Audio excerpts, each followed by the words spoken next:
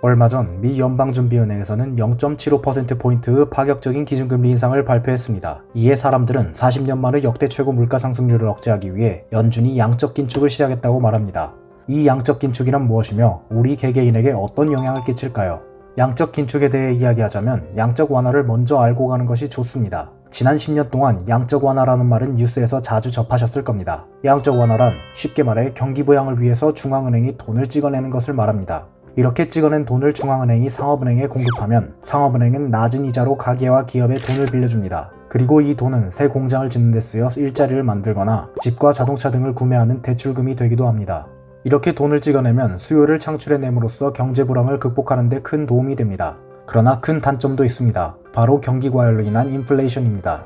물건의 양은 일정한데 돈이 너무 많으면 물가가 천정부지로 치솟게 됩니다. 그러면 사람들은 상대적으로 가난해지게 됩니다. 이를 막기 위해 풀었던 돈을 다시 걷어들이는 것이 양적 긴축입니다. 양적 완화와 긴축은 마치 중독성 강한 치료제를 쓰는 것과 같습니다. 병을 낫게 하는 데에는 아주 좋지만 치료된 환자는 약을 끊으며 후유증을 겪어야 합니다. 마찬가지로 양적 긴축 시 경제는 부정적인 후유증을 겪을 가능성이 큽니다.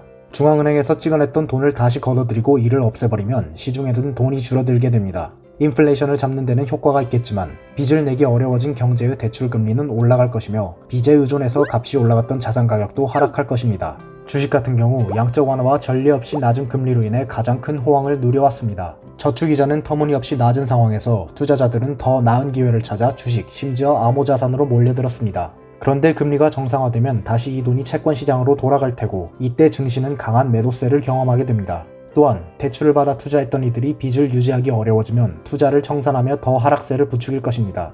부동산의 경우 높은 대출을 끼고 구매하는 것이 일반적이기 때문에 금리가 오르면 가장 타격이 클 것입니다. 팬데믹 간에 우리나라 경제는 금리의 저점에서 영끌족을 많이 보았는데요. 이들은 주택대출의 변동금리가 상승하면 이자 부담으로 파산할 위험에 놓입니다. 양적 긴축으로 인한 불경기 탓에 일자리를 잃기라도 한다면 더욱 공경에 빠지게 되겠죠. 최대의 유동성 공급자이던 중앙은행들이 인플레이션 탓에 최대의 유동성 흡수자가 되면 세계 경제는 제동이 걸릴 것입니다.